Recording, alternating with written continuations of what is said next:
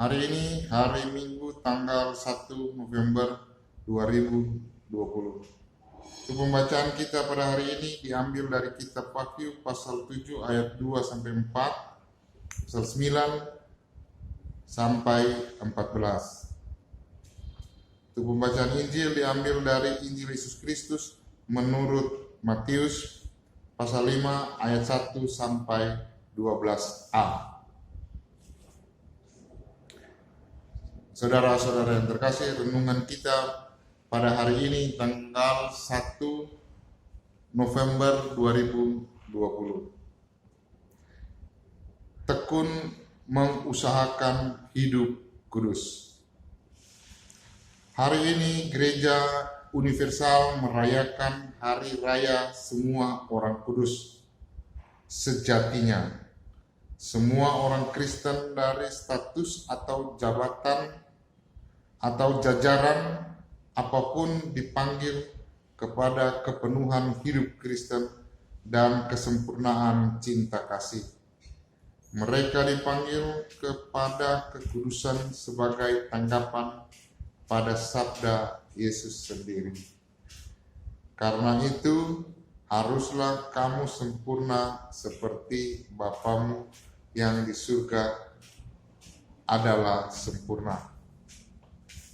Kekudusan sangatlah mungkin dicapai sebab Allah mengutus Roh Kudus-Nya dalam hati kita untuk mengasihi Dia dengan segenap hati, jiwa, akal budi, dan tenaga, serta saling mencintai seperti Yesus telah mencintai kita.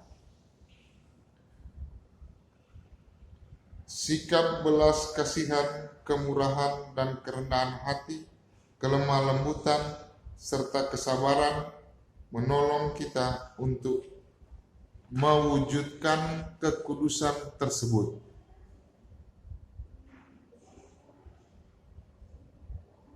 Namun, seringkali kita belum mampu melaksanakannya.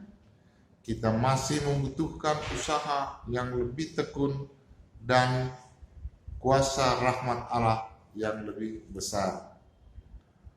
Sekalipun demikian, kita tetap dapat berharap untuk menghayati hidup kudus di tengah dunia ini.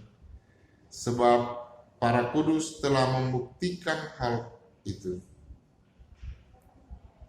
Penulis kitab Wahyu mewartakan kepada kita bahwa mereka adalah orang-orang yang keluar dari kesusahan besar dan telah mencuci jubah mereka serta membuatnya putih dalam darah anak domba.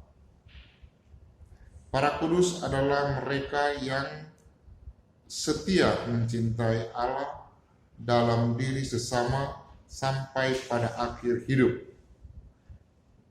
bertahan di tengah pencobaan, bahkan dalam penderitaan, tetap setia pada iman akan Yesus Kristus. Bapa Suci Paus Fransiskus pada peristiwa kanonisasi 7 orang kudus dalam gereja pada 16 Oktober 2016 lalu mengatakan bahwa kanonisasi 7 orang kudus baru dalam gereja bukan karena usaha mereka sendiri, tetapi karena kehendak Allah yang dinyatakan kepada mereka. Setiap orang berjuang hingga titik akhir dengan seluruh kekuatan mereka yang diperoleh melalui ketekunan dan doa. Mereka tetap teguh dalam iman dengan murah hati dan tabah. Hidup kudus itu diuji dan dikembangkan dalam pengalaman hidup setiap hari. Mengacu pada asal katanya, kekudusan berarti dipisahkan. Maksudnya, dipisahkan untuk menjadi milik Tuhan. Hidup kudus akan tercapai jika kita terus berusaha untuk memisahkan hati dari ikatan-ikatan duniawi dan mempersembahkannya menjadi milik Tuhan.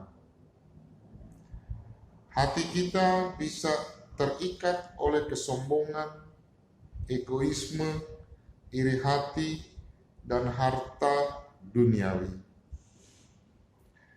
Perlu disadari bahwa kita hidup bukan untuk kenikmatan duniawi, tetapi berjuang untuk mencapai kekudusan.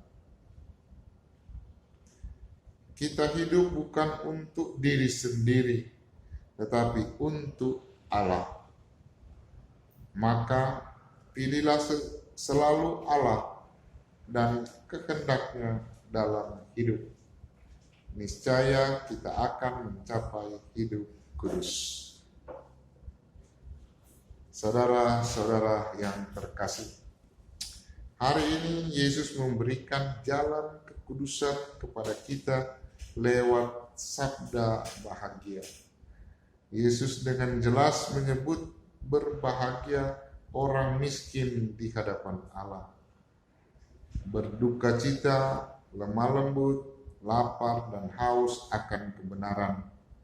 Murah hati, suci hati, orang yang membawa damai, dianiaya oleh sebab kebenaran. Yesus tidak sedang menjadikan kita orang-orang yang bersifat permisif terhadap penderitaan dan penganiayaan, tetapi menyadarkan kita bahwa kebahagiaan Kristiani itu berawal dari kesetiaan dalam hal percaya sepenuhnya kepada Allah dalam hidup sehari-hari.